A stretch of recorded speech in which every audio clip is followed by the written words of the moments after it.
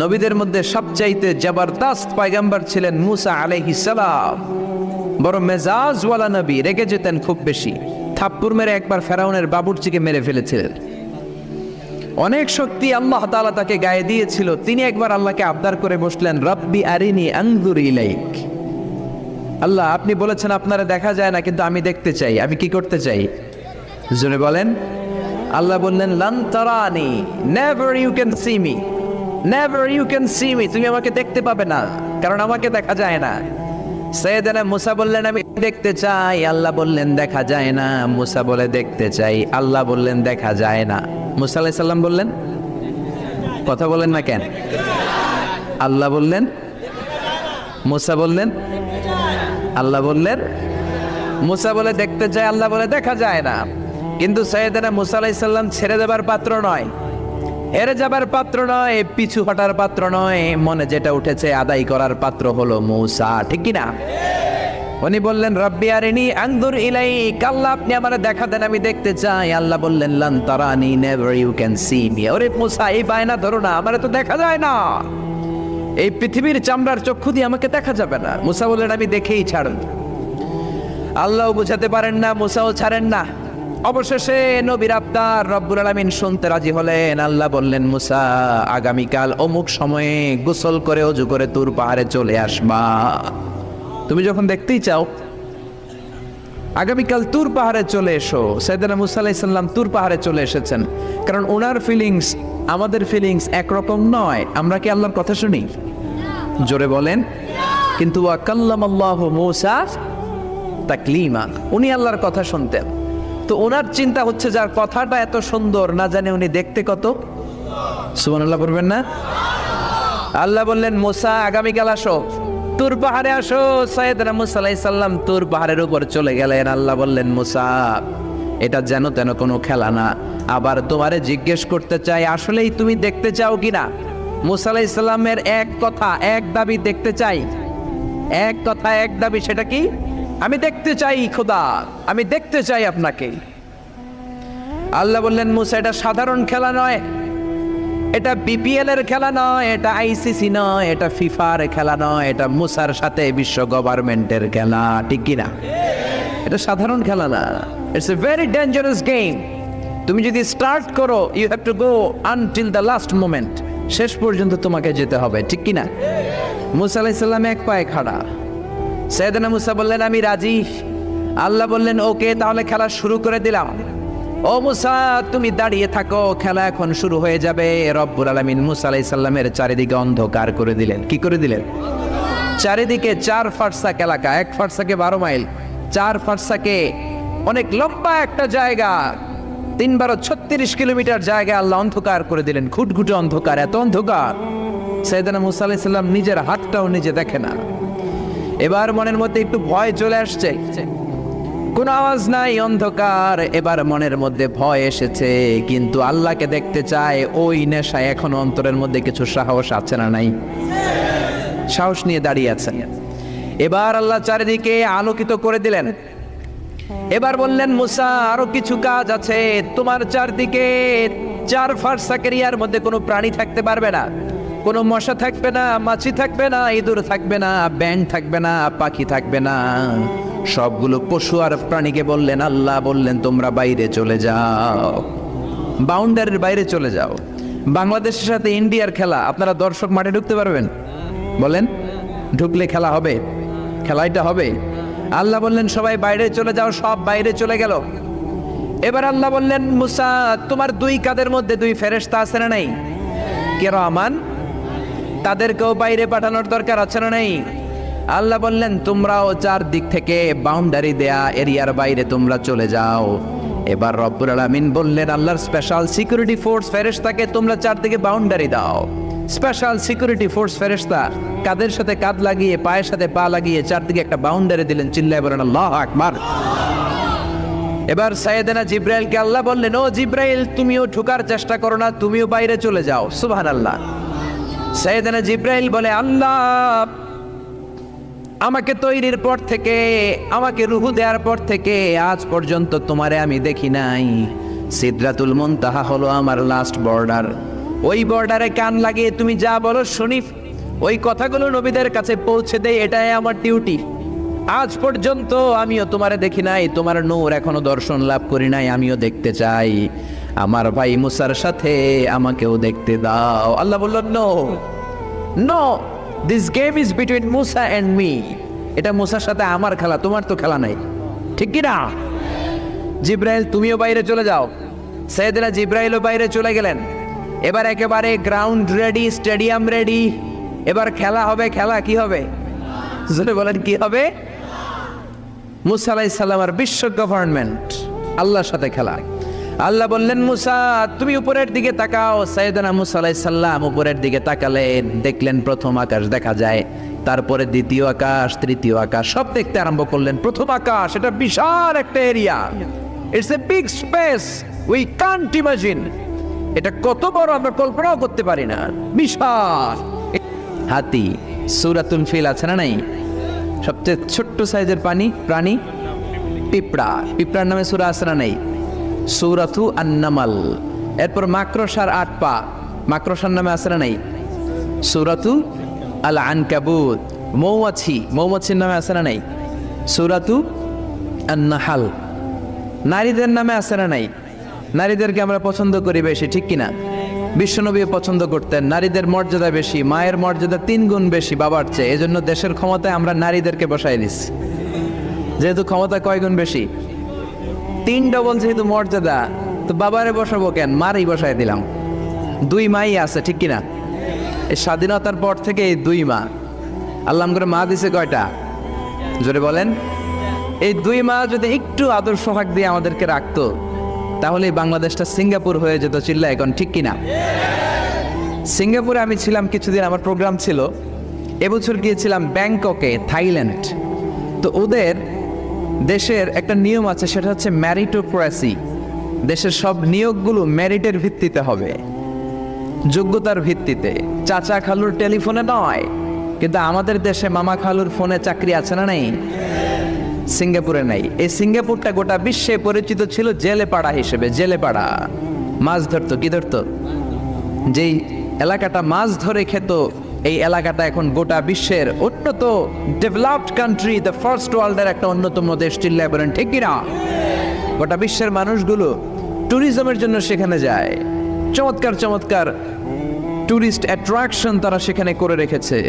ওদের ছোট্ট একটা দেশ, একটা শহর নিয়ে একটা দেশ। আমাদের এতগুলো জেলা, 64টা জেলা, ওদের এতগুলো জেলা নাই, একটা মাত্র জেলা। ওই জেলার নামেই শহর, জেলাটার নাম সিঙ্গাপুর। মূলত এটা এসেছে ইন্ডিয়ান শব্দ সিংহপুর থেকে। আগে ওখানে সিংহ থাকতো, সিংহপুর থেকে সিঙ্গাপুর। যেহেতু জায়গা কম, সেহেতু তারা 3টা সিঙ্গাপুর বানিয়েছে, উপরে একটা, মাটির নিচে আরো 2টা। আপনি মাটির নিচে গেলে অবাক হয়ে যাবেন, মাটির নিচে আরো 2 সিঙ্গাপুর। সব ট্রেনগুলো, সব গাড়িগুলো মাটির নিচ দিয়ে চলে, উপরেও কিছু আছে। তো বাংলাদেশে এরকম হতে পারতো যদি আমরা ভালো ভালো নেতা পেতাম। জোরে বলেন, ঠিক কিনা? আমরা স্বাধীনতা পেয়েছি, কিন্তু স্বাধীনতার মজা আমরা পাই নাই। 71-এ আমাদের উপর জুলুম করেছে পাক হানাদার বাহিনী, আর 71-এর পর আমাদের উপর জুলুম করছে আমাদের ভোট দেয়া নেতারাই। চিল্লায় বলেন, ঠিক কিনা? এজন্য নেতা বানানোর সময় বুঝে শুনে বানানোর দরকার আছে না নাই? যারা কোরআন পছন্দ করে, ইসলাম পছন্দ করে, আমরা তাদের সাথে আসি না নাই? আপনি কোরআন নিয়ে যদি রিসার্চ করেন, অবাক হয়ে যাবেন। মানুষের নামে আল্লাহ সূরা দিলেন, প্রাণীর নামে সূরা দিলেন, চাঁদের নামে সূরা দিলেন, সূর্যের নামে সূরা দিলেন। কি অবাক করা কাণ্ড! দেশগুলো হচ্ছে 30 ভাগ আর সাগর হচ্ছে 70 ভাগ। চিল্লায় বলেন আল্লাহু আকবার। তার মানে এই পৃথিবীর তুলনায় কত ছোট্ট একটা জায়গায় এই সূর্যপুরে আমরা বসে আছি। কত নগণ্য আমি, কত ক্ষুদ্র আমি, কত ছোট্ট আমি, ঠিক কিনা?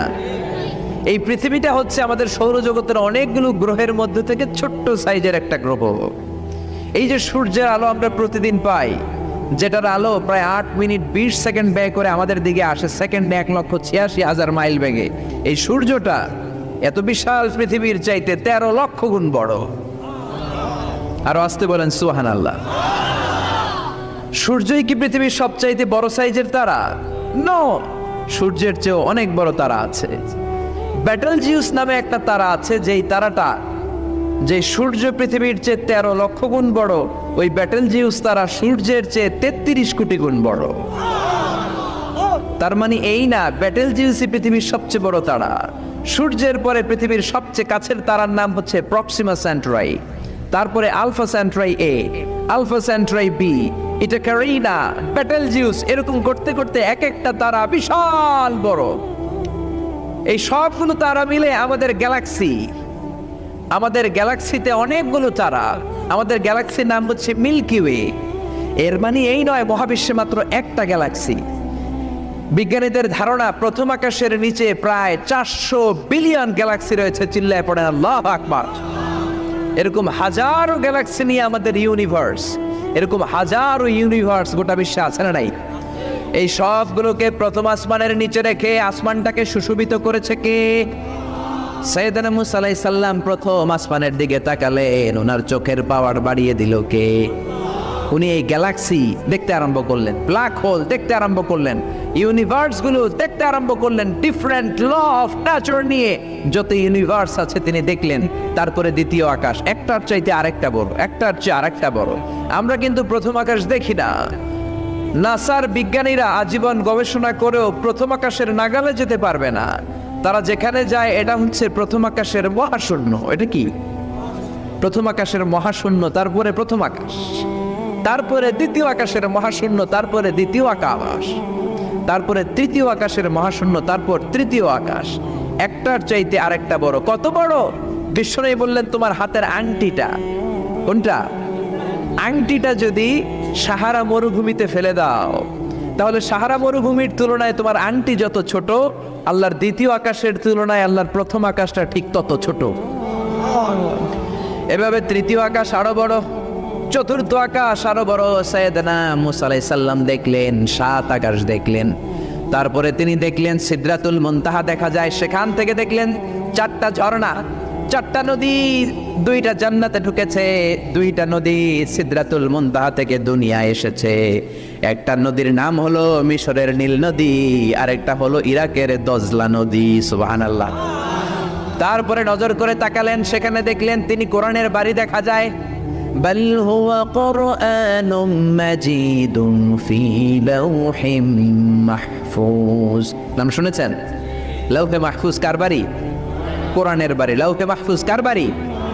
নজর করে দেখে কোরআনের বাড়ি দেখা যায়।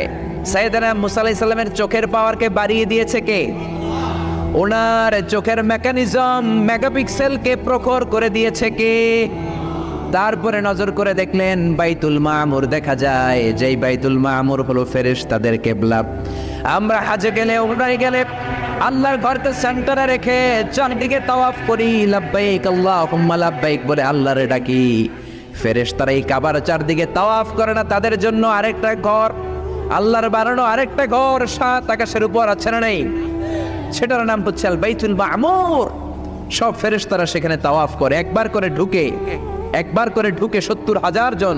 একবার যারা ঢুকার চান্স পায় কিয়ামত পর্যন্ত দ্বিতীয়বার চান্স তার কপালে জুটবে না। সুবহানাল্লাহ। তারপরে তিনি নজর করে দেখলেন আরশ দেখা যায়, কুরসি দেখা যায়। তারপরে নজর করে সাইয়েদনা মুসা আলাইহিস সালাম দেখলেন আল্লাহর 70,000 নূরের পর্দা দেখা যায়। 70,000 নূরের পর্দা দেখা যায়। সেখান থেকে আল্লাহ গায়বী আওয়াজ দিয়ে বললেন, মুসা লাস্ট ডেস্টিনেশনে চলে এসেছো, একেবারে ফাইনাল গেট। এই গেটের পরে আর ফিরে যাওয়ার কোনো জায়গা নাই। শেষবারের মতো জিজ্ঞেস করি, খেলা কি চলবে নাকি থামিয়ে দেব? সাইয়েদনা মুসা বলে চলবে। সাইয়েদনা মুসা বললেন কি চলবে? কি সাহস ওনার, কি শক্তি ওনার, কি মেধা ওনার, কি কিউরিসিটি ওনার, কি অদম্য আগ্রহ ওনার। উনি বললেন খেলা চলবে। এত দূর এসেছি, পিছনে ফেরত তাকানোর মানুষ আমি নই, ঠিক কি না? আল্লাহ বললেন মুসা তাহলে ঠিক আছে, খেলা শুরু হয়ে যাবে, একটু শক্ত হয়ে দাঁড়াও। সুবহানাল্লাহ পড়েন।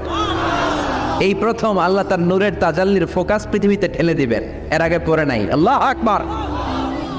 সাইয়েদনা মুসা আলাইহিস সালাম শক্ত হয়ে দাঁড়ালেন। ফালাম্মা তাজাল্লা রাব্বুহু জাআলাহু দাক্কা ওয়া খাররা মুসা সাইকা। ফালাম্মা তাজাল্লা রাব্বুহু লিল জাবাল। আল্লাহ বললেন মুসা তবে একটা কথা শুনে রাখো, এত দুর্বল করে তোমাদের বানিয়েছি। ওয়া খুলিকাল ইনসানু দাঈফা। মানুষ কি সবল নাকি দুর্বল? সবল না দুর্বল? দুইবার পাতলা পায়খানা হইলে চেহারার দিকে আর তাকানো যায় না, ঠিক কিনা? আজকের জান্নাতুন নাইম এপ্রিল বিশ্ব সুন্দরী, 20 বছর পরে বিশ্ব পেতনিও না, ঠিক কিনা? অসুস্থ হলে মানুষ দুর্বল হয়ে যায়, বিপদ আসলে মানুষ কাবু হয়ে যায়, বয়সের ভারে মানুষের চামড়াগুলো ঝুলে যায়। মানুষ কি সবল নাকি দুর্বল? জোরে বলেন, সবল নাকি দুর্বল? সে আল্লাহ বললেন, গোলাম চাইতে হবে শুধু আমার কাছে। সব নবীরা এইভাবে দোয়া করেছেন। সাইয়েদনা ঈসা আলাইহিস সালাম দোয়া করেছেন, আল্লাহ আপনার কাছে আমি দোয়া করি আমারে আপনি শেষ নবী বানায়া দেন। কোন নবী? জোরে বলেন, এটা কি সম্ভব? কারণ শেষ নবী একজন আছে না নাই? কি নাম? সবাই বলেন কি নাম? মুহাম্মদ সাল্লাল্লাহু। আল্লাহ বললেন, না না, উল্টা পাল্টা আবদার করো না, ওই নবুয়তি দিয়ে দেয়া হয়েছে।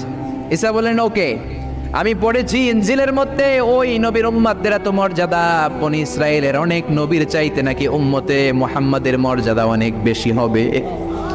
আল্লাহ শেষ নবী আমাকে বানালেন না, ওকে, কিন্তু আমার উম্মতকে ওই উম্মত বানান। আল্লাহ বলেন, নো, ওইটাও দেয়া হয়ে গেছে, পাবে কে? বিশ্বনবী পাবে।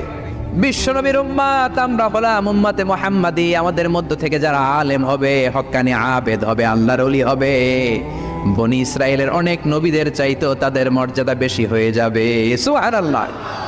এবার উনি চোখের পানি ছেড়ে দিলেন। আল্লাহ দোয়া করলাম আমার শেষ নবী বানালেন না। দোয়া করলাম আখিরি উম্মত আমারে দেন, আমারে দিলেন না। এবার আমি দোয়া করি, এই দোয়া কিন্তু ফেলতে পারবেন না। আল্লাহ বললেন, করো করো। সাইয়েদনা ঈসা বললেন, আল্লাহ তাহলে আপনি আমাকে এই পৃথিবীর মধ্যে ওই নবীর উম্মত করে আরেকবার দুনিয়াতে পাঠানো লাগবে। সুবহানাল্লাহ। কবুল করে নিল কে? পৃথিবীতে একজন নবী এখনো মরে নাই, কি নাম? ঈসা আলাইহিস সালাম। উনি আসবেন ইমাম মাহাদির 7 বছর যখন হবে, তার গভর্নিং 7 বছর চলে যাওয়ার পরে আসবেন। ঈসা আলাইহিস সালাম যখন আসবেন, এসে দাজ্জালকে, অ্যান্টি ক্রাইস্টকে নিজ হাতে হত্যা করবেন। চিল্লায় বলেন ঠিক কিনা? এটা ছিল ঈসা নবীর দোয়া।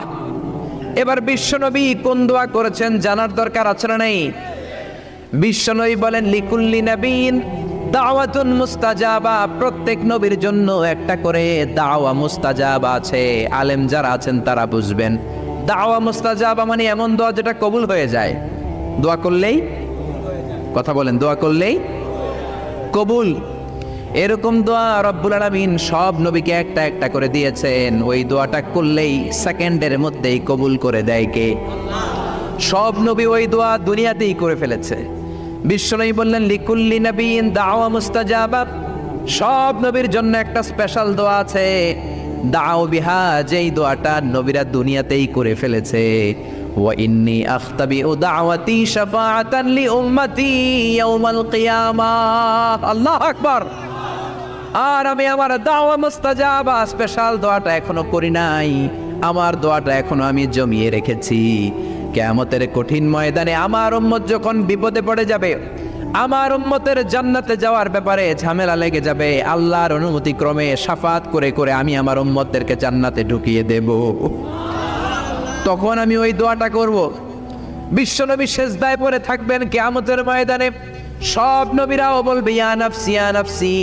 কেউ যখন আল্লাহর কাছে যেতে পারবে না, সবাই মিলে বিশ্বনবীর কাছে যাওয়ার পরে বিশ্বনবী তখনও মাথা তুলবেন না। বিশ্বনবী কপাল ঠুকে কেঁদে কেঁদে বলবেন, রব্বি হাবলি উম্মতি। ও আল্লাহ, আমার উম্মতকে আপনি মাফ করে দেন। সুবহানাল্লাহ। আল্লাহ বলবেন, নবী ইরফা রাসাক, মাথা উঠান, সাল তুতা, আজকে যা চাইবেন তাই দিব। ইশফা তুশাফা, যারাই শাফাত করবেন আমার অনুমতি ক্রমে কবুল করে নিব। সুবহানাল্লাহ। বিশ্বনবী চাইলে ওই দোয়াটা দুনিয়াতেই করতে পারতেন অন্য নবীদের মতো, ঠিক কিনা? অন্য নবীরা যেমনি নিজেদের প্রয়োজনে ওই দোয়াটা দুনিয়াতেই করেছে, আমার নবীকে ওই রকম করেছে নাকি? তার মানে আমার নবীর আমাদের জন্য মায়া বেশি না কম?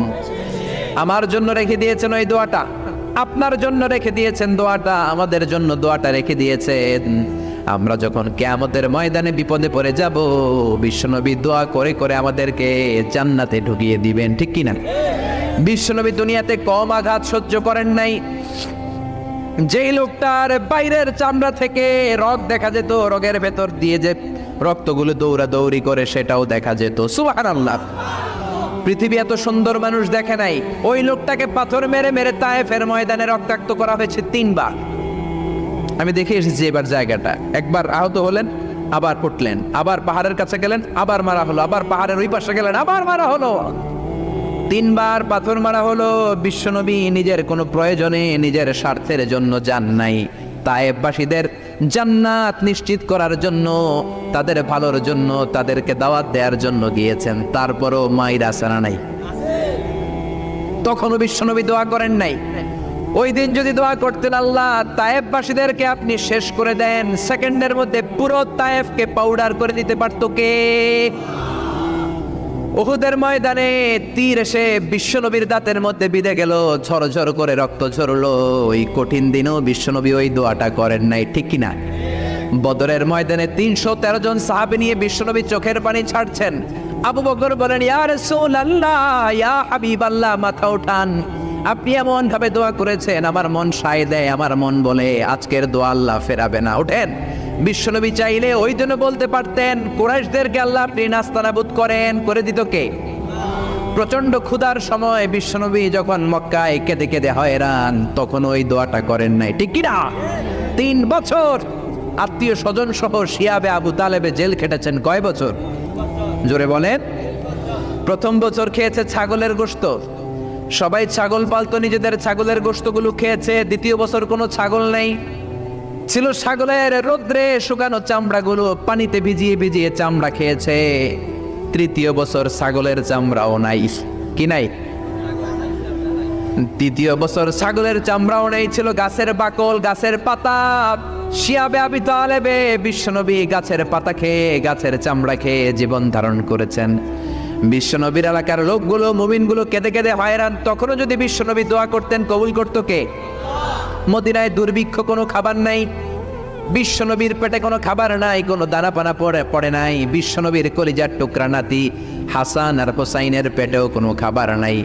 বিশ্বনবীর কলিজার টুকরা ফাতেমার পেটে কোনো খাবার নাই। চাইলে বিশ্বনবী তখন দোয়াটা করতে পারতেন না? বিশ্বনবী মসজিদে নববীতে জোহরের নামাজ পড়ে হাসান হুসাইনকে দেখতে গেলেন, যে দেখে ফাতেমা রান্না করে। আসলে কি রান্না করে? চুলার মধ্যে পাতিল দিয়ে পানি গরম করে আর হাসান হুসাইনকে বুঝ দেয়, ঠিক কিনা? বিশ্বনবীর পায়ের আওয়াজ শুনে ঘুমন্ত হাসান আর হুসাইন জেগে গেল।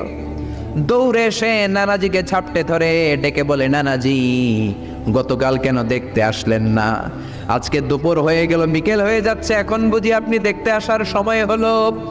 বিশ্বনবী বললেন, হাসান হুসাইন, এই তো এইমাত্র জোহরের নামাজ পড়ে আসলাম, তোমাদের খোঁজ খবর নিতে এসেছি। হাসান আর হুসাইন বলল, কি খোঁজ খবর নিবেন? খোঁজ খবর নেওয়ার আগে একটা বিচার করে দেন। বিচার? আপনি তো আহকামুল হাকিমিন, সব চাইতে বড় বিচারকের সব চাইতে বড় নবী, ইনসাফওয়ালা নবী। আপনার কাছে বিচার দিয়ে কেউ কোনোদিন বিচারে ঠকে নাই, ঠিক কিনা? আপনি একটা বিচার করেন। বিশ্বনবী বললেন, কিসের বিচার? হাসান বলে, নানাজি, আপনার মেয়ের নামের বিচার, ফাতেমার নামের বিচার। বিশ্বনবী বললেন, ও হাসান, আমার মেয়ে ফাতেমার আবার কি বিচার? কি অপরাধ আমার ফাতেমার? হাসান হুসাইন চোখের পানি ছেড়ে দিয়ে ডেকে বলে, নানাজি, আপনার মেয়ে আমাদেরকে খাবার দেয় না কেন? খাবার দেয় না কেন বিচার দিলাম। গতকাল সারাদিন বলেছে রাত্রিবেলা খাবার দিবে, রাতে খাবার দেয় নাই। আমাদেরকে বলেছে তোমরা ঘুমিয়ে যাও, আমি রান্না করি, সকালে দিব। ঘুমিয়ে গেলাম, সকালবেলায় খাবার চাইলাম, আপনার মেয়ে ফাতেমা তখন আমাদেরকে খাবার দেয় না। দাদা, আমরা ছোট্ট 2টা মানুষ ক্ষুধার জ্বালায় বেহুশ হয়ে যাই, আর সহ্য করতে পারি না, আপনার মেয়ে খাবার দেয় না। দুপুর হয়ে গেল, 2 জনে কান্নাকাটি করে, আপনার মেয়ে এখন পর্যন্ত আমাদেরকে খাবার দেয় নাই। আমরা 2 জন তো আর সহ্য করতে পারি না, কেন আপনার মেয়ে আমাদের সাথে এমন করে? আপনার কাছে বিচার দিলাম, আপনি বিচার করেন। বিশ্বনবী আর কি বিচার করবেন? ধা ধা করে বিশ্বনবী চোখের পানিগুলো ছাড়েন। হুসাইনকে জড়িয়ে ধরলেন, হাসান রে জড়িয়ে ধরলেন, ডেকে বললেন, হাসান রে, কাছে আয়। বিশ্বনবী শাম দেশের জুব্বা পরতেন, শাম দেশের জুব্বাটা উপরের দিকে উঠালেন, হাসান রে দেখালেন, এই তো দেখ, তোর নানার পেটের মধ্যে 3টা পাথর বাঁধা। একদিন না খেয়ে থাকার কারণে তোদের পেটে এত জ্বালা, এত কষ্ট। আমি বিশ্বনবীর পেটে গত 3 দিন যাবত কোনো দানা পানি পড়ে নাই। আমি বিশ্বনবী তো না খেয়ে আছি রে হাসান, আমি তো 3 দিন না খেয়ে আছি, আমার পেটেও তো কিছু নাই। নানাও কাঁদলেন, নাতিও কাঁদলেন, পুরো পৃথিবীও কাঁদলো, ঠিক কিনা? ওই কঠিন ক্ষুধার দিন, ওই কঠিন দুর্ভিক্ষের দিন বিশ্ব নবী যদি তার স্পেশাল দোয়াটা করতেন, জান্নাত থেকে জিব্রাইলকে দিয়ে খাবারের বস্তা পাঠিয়ে দিত কে? ওই দিনও বিশ্ব নবী দোয়াটা করে নাই। আমার জন্য, আপনার জন্য, আমাদের জন্য দোয়াটা এখনো আছড়াই। হাজার ব্যথা বেদনার পরে ফিরে আসনি তুমি আপন ঘরে, দিনের আলো তুমি ছড়িয়ে দিতে চলে গেলে মদিনায় মক্কা ছেড়ে। হে রাসূল তোমাকে ভুলি আমি কেমন করে, হে রাসূল তোমাকে ভুলি আমি কেমন করে। খেয়ে না খেয়ে দিন প্রচারের কাজে নিজেকে দিয়েছ বিলিয়ে, তাই ফের কাফিরেরা চিনল না সে আলো। দুষ্ট ছেলেদের পিছু দিল লেলিয়ে, পাথরের আঘাতে ক্ষত বিক্ষত হয়ে সারা শরীর থেকে রক্ত ঝরে। হে রাসূল তোমাকে ভুলি আমি কেমন করে, হে রাসূল তোমাকে ভুলি আমি কেমন করে। পড়েন আল্লাহু আকবার। কি দিল দরিয়া নবী ছিল, নিজের বিপদের কথা ভুলে গিয়ে, নাতির বিপদের কথা ভুলে গিয়ে, ফ্যামিলির কথা ভুলে গিয়ে উম্মতের জন্য কেঁদেছে, ঠিক কিনা? গোটা বিশ্বের জন্য শিক্ষা এনেছে, সভ্যতা এনেছে, আমাদেরকে ভদ্রতা শিখিয়েছে। আর ওই নবীরে গালি দেয় এরকম কিছু ব্লগার বাংলার জমিনে আছে না নাই? তারা মানুষ নাকি শয়তান? এগুলো পিতৃ পরিচয়হীন জারদ সন্তান, জোরে বলেন ঠিক কিনা? দুই জায়গায় কেউ যদি আমাদেরকে ইনসাল্ট করে আমরা সহ্য করতে পারি না। এক হচ্ছে কোরআন, কোরআনকে নিয়ে গালি দিলে আমাদের কলিজায় আগুন আসে না নাই? বিশ্বনবীরে গালি দিলে কলিজায় আগুন ধরে যায়, যদি না ধরে যায় তুমি মুমিন নও, তুমি মুনাফিক। চিল্লা এখন ঠিক কিনা? বিশ্বনবীরে গালি দিলে কলিজায় আগুন লাগে, কলিজায় আগুন লাগে মুসলমান। কার কার লাগে তো হাত উঁচু করে আল্লাহর দেখা। লিল্লাহে তাকবীর, লিল্লাহে তাকবীর, লিল্লাহে তাকবীর। আল্লাহ আমাদের হাতগুলোকে কবুল করে নেক, আমরা পড়ি আমিন। আর জোরে পড়েন আমিন। এজন্য বিশ্বনবীর সুন্নাহ আমাদের আসল সম্বল। বিশ্বনবী যে শিক্ষা আমাদের কাছে রেখে গিয়েছেন সেটাই সম্বল, ঠিক কিনা? বিশ্বনবীর আগের গুনাহ মাফ, পরের গুনাহ মাফ, তারপরেও তিনি আল্লাহর কাছে যখন দোয়া করতেন ছোট্ট বাচ্চার মতো হাউ মাউ করে কেঁদে দোয়া করতেন। আমরা করি? আমাদের কান্না আসেই না। এত পাষাণ আমাদের হৃদয়, এত আধুনিকতার মধ্য দিয়ে আমরা সময় কাটাচ্ছি। সোশ্যাল মিডিয়ার ভেতরে আমাদের এত সময় দেয়া হয়। এই সোশ্যাল মিডিয়া আমাদেরকে ঘুমাতে দেয় না, আমাদেরকে স্বাভাবিকভাবে চলতে দেয় না, আমাদের অন্তরটাকে নরম হতে দেয় না, ঠিক কি না? আমাদের কান্না আসে না, আমাদের হৃদয় পাষাণ হয়ে গেছে, আমাদের হৃদয় নরম হয় না। অন্যের দুঃখে আমরা দুঃখ পাই না, অন্যের দুঃখে যারা দুঃখ পায় না তারা মানুষ হতে পারে না, ঠিক কি না? ছাগলের পেট থেকে বেরোলে ওইটারে আমরা বলি ছাগল, গরুর পেট থেকে বেরোলে আমরা ডাকি গরু, মুরগির পেট থেকে বেরোলেই সেটা মুরগি হয়ে যায়। কিন্তু মানুষের পেট থেকে বেরোলে সেটা মানুষ হয় না, ওইটারে মানুষ বানাতে হয়, ঠিক কি না? এই দুনিয়া এখন তো আর সেই দুনিয়া নাই, মানুষ নামের মানুষ আছে দুনিয়া বোঝাই। সেই মানুষের ভিড়ে আমার আসল মানুষ নাই, ঠিক কিনা? আসল মানুষের বড় অভাব। অন্যের দুঃখে কাঁদবে, অন্যের জ্বালা নিজের অন্তরেও জ্বালার সৃষ্টি করবে, সেই মানুষ আর নাই, ঠিক কিনা? বিশ্বনবীর আগের গুনাহ নাই, পরের গুনাহ নাই, তারপরেও মুনাজাতে হাউমাউ করে কাঁদতেন। তিনি দোয়ায় বলতেন, আল্লাহ ইন্নী আব্দু কবনু আব্দি কবনু আমাতিক নাসিয়াতি বিয়াদিক। ও আল্লাহ, আমি আপনার গোলাম, গোলামের ঘরের গোলাম, বান্দির ঘরের গোলাম।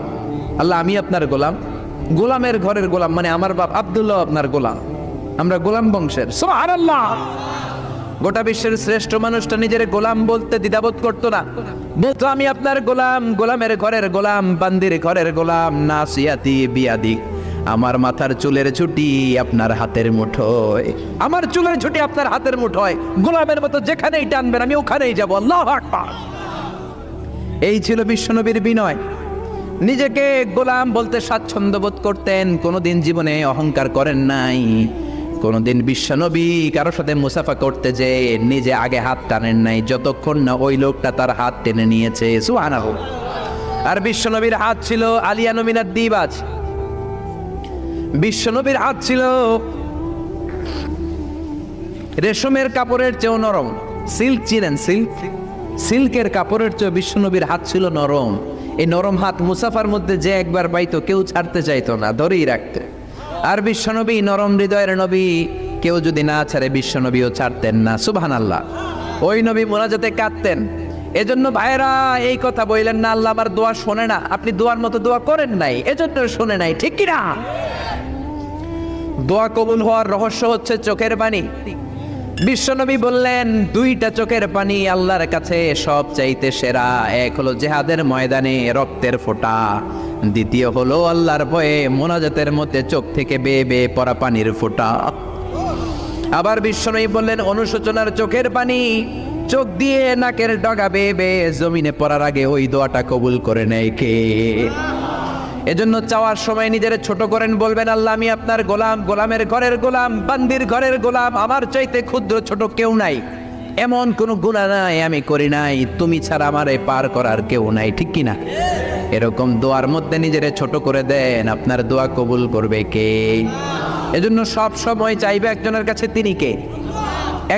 একদল আছে বা এক শ্রেণীর লোক আছে, রোগে যখন পড়ে তখন আল্লাহরে ডাকে, রোগ ভালো হয়ে যায় আল্লাহরে ভুলে যায়, আছে না নাই?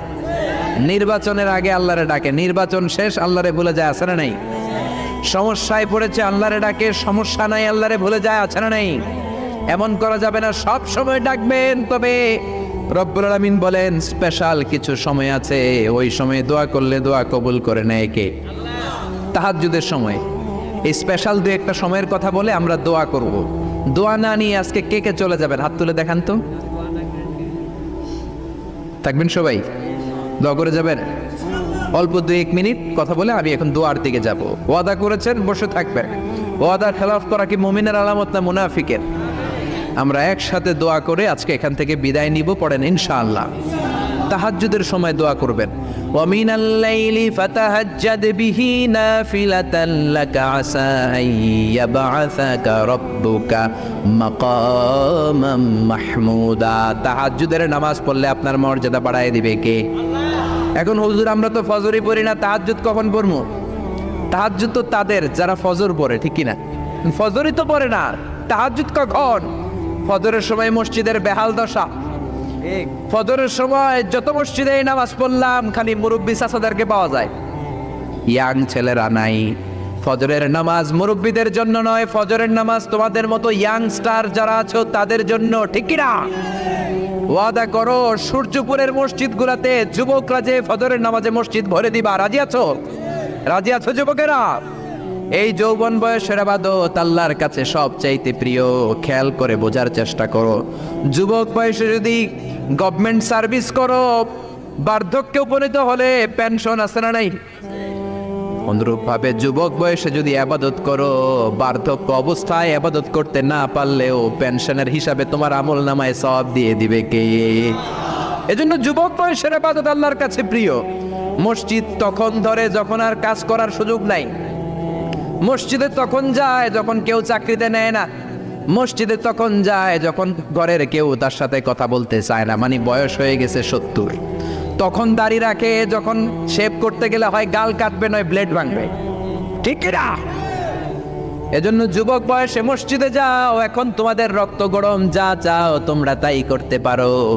যেই মুরব্বী বাবাদের দাড়িগুলো পাকা হয়ে গিয়েছে তারাও তোমাদের মতো ওই বয়সটা পার করে এসেছে, ঠিক কিনা? দুদিনের দুনিয়া, অল্প কয়েকটা বছরের ব্যবধানেই তোমার চুল পাকতে শুরু করবে। তোমার এই রক্ত গরম শরীরটাও ঠান্ডা হয়ে যাবে। তোমার আশেপাশে আর কেউ ঘুরবে না, কেউ তোমারে ডাকবে না, কেউ তোমারে গুনবে না। চিল্লায় বলেন ঠিক কিনা? এজন্য কিয়ামতের দিন বিশ্বনবী বলেন বনি আদম 5টা প্রশ্নের উত্তর না দিয়ে কেউ পা নাড়াতে পারবে না। এর মধ্যে একটা প্রশ্ন হলো, যৌবন বয়সটা তুমি কেমন কাজে লাগিয়েছো? যৌবন বয়সে কি ইসলামের পক্ষে স্লোগান দিয়েছো নাকি রাম আর বামপন্থীদের দলে গিয়েছো? ঠিক কি না? যৌবন বয়সে কি তাফসির মাহফিলে গিয়েছো নাকি মমতাজের গানের কনসার্টে গিয়েছো? যৌবন অবস্থায় তুমি কি কোরআনের অর্থ পড়েছো, ইসলামী সাহিত্য পড়েছো নাকি চটি বই পড়েছো? ঠিক কি না? পাই টু পাই কিয়ামতের দিন জিজ্ঞেস করবে কে? চিল্লায় বলেন কে? এজন্য তাহাজ্জুদের অভ্যাস করেন। যারা তাহাজ্জুদ পড়ে তাদের চেহারায় একটা আলাদা গ্লেস আছে। লোকটা কালো হলেও, যদি কালো রঙের লোক হয়, একটা গ্লেস আছে। আমার অনেক কালো বন্ধু আছে। আমি মিশরে পড়েছি, students of more than 100 nationalities, we use to study, stay and dwell in the same place. 100টারও বেশি দেশের ছাত্র থাকতাম। আমার অনেক আফ্রিকান বন্ধু ছিল, কুচকুচে কালো, তেল তেলে, কিন্তু কালো হলেও চেহারা একটা সৌন্দর্য আছে না নাই? এজন্য কালো মানুষও যদি তাহাজ্জুদ পড়ে চেহারায় নূর বাড়িয়ে দিবে কে? 2 নম্বরে হলো আযান আর ইকামতের মাঝখানে যদি দোয়া করে, ওই দোয়া কবুল করে কে? এটা অনেকে জানে না। আযান দিয়েছে, মসজিদে গিয়েছে, সুন্নত নামাজ পড়ে বসে আছে, কখন ইকামত হবে, আরো 5 মিনিট বাকি, মাথা চুলকায়, আছে না নাই? মোবাইল টেপাটেপি করে, ফেসবুকিং করে, ঘড়ির দিকে তাকায় আছে, ঘড়ির কাঁটাও ঘুরে, ওর মাথাও ঘুরে, আছে না নাই? তো বসে থাকবা কেন তুমি? 5 মিনিট সময় আছে, চাইতে হবে কার কাছে? বাজারে যাওয়ার সময় যেমনি আপনি লিস্ট করে নিয়ে যান, এটা লাগবে ওটা লাগবে, মসজিদে যাওয়ার সময় মোবাইলের টুকি নিয়ে যান, কাগজের টুকি নিয়ে যান। আল্লাহ আমার সুন্দরী বউ লাগবে, বউ দাও, দিবে কে? এই বেটা, দিবে কে? নেককার বিবি লাগবে, দিবে কে? গোল্ডেন এ প্লাস পেতে চাই, দিবে কে? উমরা করতে চাই, পাসপোর্টে ভিসা লাগে না, ভিসা করে দিবে কে?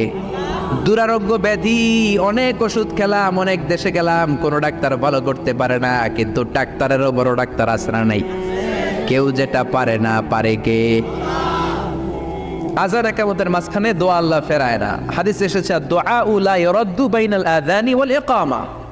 আযান এবং ইকামতের মাঝখানের সময়টাতে দোয়া করবেন। তারপরে বিশ্বনবী বললেন, দুবুরাস সালাওয়াতিল মাকতুবা, ফরজ নামাজের পরে দোয়া করলে কবুল করে কে? আমাদের দেশে আসসালামু আলাইকুম রাহমাতুল্লাহ, আসসালামু আলাইকুম, আমিন ইয়া আরহামার রাহিমিন, আছে না নাই? এই দোয়া বিশ্বনবী এইভাবে দোয়া করতেন না। বিশ্বনবী সালাম ফিরানোর পরে পড়তেন আল্লাহু আকবার। কি পড়তেন? নামাজ শুরু আল্লাহু আকবার দিয়ে, শেষও আল্লাহু আকবার দিয়ে। তারপরে সাহাবীদের দিকে ফিরে বসতেন। আমাদের দেশে শুধু ফজরের নামাজ আর আসরের নামাজ, এই 2 ওয়াক্তে ইমাম সাহেব ফিরে বসে, ঠিক কিনা? তো সুন্নাহ হচ্ছে 5 ওয়াক্ত নামাজেই ইমাম সাহেব মুসল্লিদের দিকে ফিরে বসবে। এরপরে বিশ্বনবী পড়তেন 3 বার আস্তাগফিরুল্লাহ, আস্তাগফিরুল্লাহ, আস্তাগফিরুল্লাহ। তারপরে বিশ্বনবী পড়তেন আল্লাহুম্মা আনতাস সালাম ওয়া মিনকাস সালাম, এই দোয়াটা। এরপরে পড়তেন রাদিতু বিল্লাহি রাব্বা, এই দোয়া। এরপরে পড়তেন আল্লাহুম্মা লা মানিআ লিমা আ'তাইতা ওয়া লা মু'তিয়া লিমা মানা'তা ওয়া লা ইয়ানফা'ু যাল জাদ্দি মিনকাল জাদ। তারপরে আয়াতুল কুরসি পড়তেন। তারপরে বিশ্বনবী 33 বার সুবহানাল্লাহ, 33 বার আলহামদুলিল্লাহ, 33 বার আল্লাহু আকবার, আছে না নাই? এই তাসবিহগুলো আগে আপনি পড়বেন ঠান্ডা মাথায়। এরপরে যদি দোয়া করতে মনে চায়, সম্মিলিত মনে চায় করেন, একা একা মনে চায় করেন, বা হাত তোলা ছাড়া এমনি মুখে করেন, সমস্যা নাই, কিন্তু আগে তাসবিহগুলো পড়তে হবে। চিল্লায় বলেন ঠিক কি না? এই তাসবির সুন্নাত নাই। মানুষগুলো এত অস্থির, সালামের পরে কখন বেরোবে, কখন বেরোবে, মনে হয় পাবলিক টয়লেটে ঢুকছে, ঠিক কি না? পাবলিক টয়লেট হচ্ছে এমন জায়গা যে পাবলিক টয়লেটের ভিতরে আছে, ও বের হওয়ার জন্য ছটফট করে, আর যে বাইরে সিরিয়াল ধরে আছে, ও ঢোকার জন্য ছটফট করে, ঠিক কি না? মনে হয় পাবলিক টয়লেটে এসেছে, মসজিদে ঢুকেছ, আল্লাহুম্মা বলে তুমি ঢুকে গেলা আল্লাহর নাম নিয়ে। যখন মসজিদে ঢুকে গেলা, তোমার মাথার উপরে রহমত ঢালছে কে? মসজিদ হচ্ছে রহমতের জায়গা। সালাম ফেরানোর পরে তাসবিহ পড়েন, তারপরে আপনি দোয়া করেন। এজন্য সালাম ফেরানোর পরে দোয়া কবুল করে কে? এরপরে বিশ্বনবী বললেন ইনদা নুজুলিল মাতার, আকাশ থেকে যখন বৃষ্টি নামে, ওই বৃষ্টি নামার সময় যদি দোয়া করেন, দোয়া কবুল করে কে? আর দোয়া লা ইরাদ্দু তাহতাল মাতার, তুফান, ওই বৃষ্টি না, ভ্যাপসা একটা গরম, এই গরমটাকে দূরে সরিয়ে দেওয়ার জন্য একটা ঝিরিঝিরি ঝিরিঝিরি বৃষ্টি পড়ে। ওই বৃষ্টির নিচে দাঁড়িয়ে বৃষ্টির পানি নিয়ে দোয়া করলে কবুল করে কে? জানেই না মানুষ, ঠিক কি না? বরং বৃষ্টি আসলে গান গাওয়া শুরু করে দেয়, এই বৃষ্টি ভেজা রাতে তুমি চলে যেও না, আছে না নাই? তো চলে যাবো না, কি করবো, থেকে যাবো তোমার সাথে? এগুলো করা যাবে না। বৃষ্টি রহমতের বৃষ্টি, তুমি বৃষ্টি হাতে নিয়ে দোয়া করো। সুন্দরী বউ লাগবে, দিতে পারে একজন, তিনি কে? এজন্য চাইতে হবে একজনের কাছে, তিনি কে? কদরের রাতে দোয়া করলে আল্লাহ কবুল করে, খতমে কোরআনের পরে দোয়া করলে আল্লাহ কবুল করে, হজের মানাসিকুল হজের মধ্যে যে দোয়া করলে কবুল করে, মুসাফির দোয়া করলে কবুল করে, রোজাদার ব্যক্তি দোয়া করলে আল্লাহ কবুল করে, মাজলুম ব্যক্তি দোয়া করলে আল্লাহ কবুল করে। এজন্য বিশ্বনবী বলেছেন, ইত্তাকু দাওয়াতাল মাজলুম, মাজলুমের বদদোয়ারে ভয় করো, ফাইন্না লাইসা বাইনাহু ওয়া বাইনাল্লাহি হিজাব, তার আর তার আল্লাহর মাঝে কোনো পর্দা থাকে না। মাজলুম দোয়া করলেই কবুল, সুবহানাল্লাহ। এরপরে স্পেশাল দোয়া হলো মা বাবার দোয়া। এই দোয়া কোনোদিন ফিরে না, সুবহানাল্লাহ পড়েন। রাজি আছেন মা বাবার কাছে দোয়া চাইতে? রাজি আছেন তো? কোন ঘর আছে যে ঝগড়া হয় না? এরকম কোনো ঘর পৃথিবীতে নাই। ঝগড়া হবে, মা বাবার সাথে মিস আন্ডারস্ট্যান্ডিং হবে, হয়ে যেতে পারে দু চার কথা, কিন্তু ক্ষমা চাইতে হবে, ঠিক কিনা? এজন্য আল্লাহর কাছে চাইতে রাজি আছেন তো? সব সময় আমরা একজনের কাছে চাই। আবার এই চাঁদকে বিশ্বনবী দুই ভাগ করেছিলেন, সেটাও কোরআনে আছে না নাই? ইকতারাবাতিস সাআতু ওয়ানশাক্কাল কামার ওয়া ইয়ারাউ আয়াতান ইউরিদু ইয়াকুলু সিহরুম মুস্তামির। বিশ্বনবী আঙ্গুলের ইশারায় চাঁদকে দু ভাগ করেছিলেন। মক্কার কুরাইশরা এসে বলল, আব্দুল্লাহর বেটা মুহাম্মদ, তুমি যদি আকাশের পূর্ণিমার জ্বলজ্বলে চাঁদকে দুই ভাগ করে দেখাতে পারো, তাহলে বিশ্বাস করবো যে তুমি নবী। আর যদি দেখাতে না পারো, তাহলে তুমি নবী নও। বিশ্বনবী গ্রিন সিগন্যালের জন্য উপরে তাকালেন, কারণ বিশ্বনবী মন গড়া কিছু বলতেন না। উপর থেকে সিগন্যাল আসলে তারপরেই বলতেন, চিল্লায় বলেন ঠিক কিনা? বিশ্বনবী গ্রিন সিগন্যাল পেলেন। বিশ্বনবী বললেন, অবশ্যই আমি দেখাতে পারবো। শাহাদাত আঙ্গুলি বলি আমরা এটাকে, কিন্তু আরবিতে এটাকে বলা হয় আস-সাব্বাবা। এই সাব্বাবা তুলে উনি বিসমিল্লাহ আল্লাহু আকবার এরকম করলেন, পূর্ণিমার চাঁদটাকে ফেটে দুই ভাগ করে দিল কে? একটা চলে গেল জাবালে আবু কুবাইস, সাফা পাহাড়ের উপরে যে অংশটা। জাবালে আবু কুবাইস আউয়ালু জাবাল ফিল আলাম, পৃথিবীর প্রথম পাহাড়। এই পাহাড় থেকেই অন্যান্য মাউন্টেন রেঞ্জ, এই যে আলাস্কা পর্বতমালা, তারপর মাউন্ট এভারেস্ট, আল্পস পর্বতমালা, তারপর তুরে সাইনা, এই যে সিলসিলাতুল জিবাল, এই সব পাহাড়ি রেঞ্জগুলো এই আবু কুবাইস থেকে গোটা বিশ্বে ছড়িয়ে দিয়েছে কে? চাঁদের এক খণ্ড চলে গেল আবু কুবাইসে, আরেক খণ্ড চলে গেল জাবাল কায়কানের ভেতরে। মক্কার লোকেরা দেখে তো অবাক, কি আজীব তামাশা, চাঁদকে দুই ভাগ করে ফেললো, আবার এই চাঁদকে মিলিয়ে দিল। বিশ্বনবীর এই চমৎকার মুআজিজা দেখে হাজার হাজার মক্কার লোকেরা কালিমা পড়ে মুসলমান হয়ে গেল। এই চাঁদের মধ্যে প্রথমে নেমেছিল নীল আর্মস্ট্রং। কি নাম? মহাকাশে যাওয়ার আগে তার আগে কুকুর পাঠিয়েছিল একটা, নাম হচ্ছে কি? লাইকা। লাইকা নামে একটা কুকুর পাঠিয়েছে, যে মরলে আগে কুত্তায় মরুক, আমরা বেঁচে থাকি, ঠিক কিনা? নাসার বিজ্ঞানীরা আগে কুকুর পাঠিয়েছে, পাঠানোর পরে দেখেন আসে বেঁচে থাকে না। কারণ আপনি মাধ্যাকর্ষণ শক্তির বাইরে গেলে ওখানে কোনো বাতাস নাই, ওখানে কোনো আওয়াজ নাই, ওখানে কোনো অক্সিজেন নাই, বাঁচার পরিবেশও নাই, চিল্লায় বলেন ঠিক কিনা? তারপর গেল ভ্যালেন্টিনা তেরেস্কোভা, প্রথম নভোচারী। এদের সাহসের এই ধারাবাহিকতায় 1969-এ অ্যাপোলো 11 নামে একটা স্পেস শাটল দিয়ে নাসার সেই স্টেশন থেকে নীল আর্মস্ট্রং, এডউইন অলড্রিন আর মাইকেল কলিন্স তিন বন্ধু মিলে একটা স্পেস শাটল দিয়ে চলে গেল চাঁদে। চাঁদে তারা নামলো, দীর্ঘ সফর, প্রচন্ড ক্ষুধা, খাওয়ার কিছু নাই, পকেটে ছিল চকলেট, চকলেট তারা খেলো। ইউনাইটেড স্টেটস অফ আমেরিকার পতাকা তারা সেখানে গেড়ে দিল। নীল আর্মস্ট্রং খেয়াল করে দেখে চাঁদের এই মাথা থেকে ওই মাথার মাঝখানটাতে ফাটা। ফাটিয়েছে কে? চিল্লায় বলেন কে? সে পরবর্তীতে পৃথিবীতে এসে বিশ্বনবীর বায়োগ্রাফি পড়ে জানতে পেরেছে এটা বিশ্বনবী আঙ্গুলের ইশারায় ফাটিয়েছিলেন। পড়েন আল্লাহু আকবার। আবার চাঁদের মধ্যে সে একটা মিউজিক শুনতে পেল। কি শুনতে পেল? চমৎকার একটা মিউজিক, কিন্তু পৃথিবীতে এসে কোথাও এই মিউজিক সে পায় না, কোথাও এই মিউজিকের ক্যাসেট অ্যালবাম খুঁজে পায় না। পরে আমেরিকার একটা প্রেয়ার হলের পাশ দিয়ে সে হেঁটে যাচ্ছে, হঠাৎ দেখে ওই মসজিদের ভেতর থেকে ওই মিউজিকটা বাজে যেটা সে চাঁদে শুনেছে। মসজিদে ঢুকে দেখে একজন লোক কানের মধ্যে দুই হাত দিয়ে এই মিউজিকটা বাজায়। আসলে এটা কি মিউজিক না আজান? চিল্লায় বলেন মিউজিক না আজান? সে ভিতরে ঢুকে মুয়াজ্জিনরে বলে, তুমি এত বড় সিঙ্গার, এত বড় মিউজিশিয়ান, তোমার গান, তোমার মিউজিক চাঁদেও বাজে, কি এটা? সে বলল, এটা গান নয়, এটা মিউজিক নয়, এটা হচ্ছে আজান। চিল্লায় বলেন ঠিক কিনা? সে আজানের ধ্বনি আজও আছে না নাই? কিন্তু এক দলের আজানের ধ্বনি ভালো লাগে না, এরকমও আছে না নাই? কোরআন ভাল লাগে না, আছে না নাই? ইসলাম ভাল লাগে না, আছে না নাই? বিশ্বনবীকে গালি দেয়, এরকম আছে না নাই? বিশ্বনবী গোটা বিশ্বকে শিখিয়েছে সভ্যতা, সংস্কৃতি, সিভিলাইজেশন। এই মহান মানুষটিকে যারা গালি দেয় এরা মানুষ নয়, এরা পশু, এরা পিতৃ পরিচয়হীন জারদ সন্তান। চিল্লায় বলেন ঠিক কিনা? আপনি ব্রিটিশ মিউজিয়ামে যদি ঢুকেন দেখবেন সাদা পাথরের ফলকে লেখা as a father, as a teacher, as a law giver, as a law maker, as a reformer of the society, Muhammad is the superman of the world. চিল্লায় বলেন আল্লাহু আকবার। স্বামী হিসেবে, পিতা হিসেবে, নেতা হিসেবে, সমাজ সংস্কারক হিসেবে মোহাম্মদ হচ্ছে এই পৃথিবীর একজন সুপারম্যান। এজন্য বিশ্বনবীকে যারা গালি দেয় এরা মানুষের কাতারে পড়তে পারে না। চিল্লায় বলেন ঠিক কিনা? আল্লাহ এদেরকে হেদায়েত দান করুক, আমরা পড়ি আমিন। আর জোরে পড়েন আমিন। আমি সূরাতুল বাকারার 186 নম্বর আয়াত তেলাওয়াত করেছি। আল্লাহ সেখানে বলছেন ওয়া ইযা সাআলাকা ইবাদি আন্নী ফাইন্নী করিব। ও নবী, আমার বান্দারা যখন আমার ব্যাপারে জিজ্ঞেস করে যে আমি কোথায়, আপনি বলে দেন ফাইন্নী করিব, নিশ্চয়ই আমি কাছে। আল্লাহ কি কাছে না দূরে?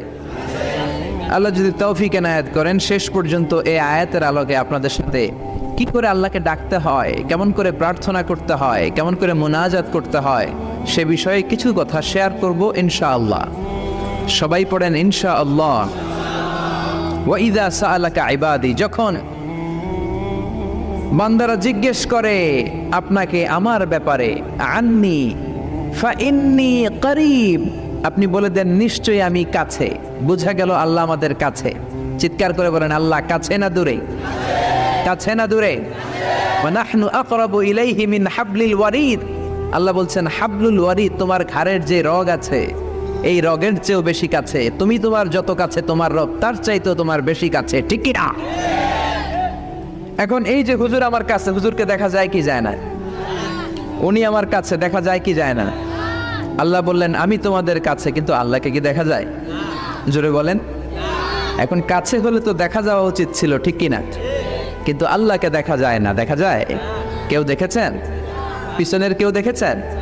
কেউ আমরা দেখি নাই। লা তুদরিকুল আবসার ওয়া হুয়া ইউদরিকুল আবসার ওয়া হুয়াল লাতীফুল খাবীর। তাকে দেখা যায় না, তাকে ধরা যায় না, তাকে ছোঁয়া যায় না, তাকে না দেখে বিশ্বাস করে নিতে হয়। চিল্লায় বলেন ঠিক কি না? কেমন করে আপনি তাকে দেখবেন? আপনি তো নিজেকেই দেখেন নাই। আপনি কি আপনার নিজেকে দেখেছেন? আচ্ছা বলেন তো, আপনি কি আপনার চোখ দেখেন আয়নার সাহায্য ছাড়া? এই যে আমি এখন বসে আছি, আমি কি আমার চোখ দেখতে পাই আয়না ছাড়া? আপনারা আমার চোখ দেখতে পান, আমি আপনার চোখ দেখতে পাই, কিন্তু আমরা কি আমাদের চোখ দেখতে পাই? আমরা কি আমাদের পিঠ দেখতে পাই? আয়নার সাহায্য ছাড়া কি পিঠ দেখেছেন? আয়নার সাহায্য নিয়েও তো পিঠ দেখা অনেক কঠিন, ঠিক কিনা? তো আপনি নিজেকেই দেখেন নাই ঠিক মতো, আর নিজের স্রষ্টাকে দুনিয়াতে বসেই দেখতে চান, এটা অসম্ভব। পৃথিবীতে বসে আল্লাহকে দেখা যায় না। আল্লাহকে দেখতে হলে জান্নাতে যাওয়ার দরকার আছে না নাই?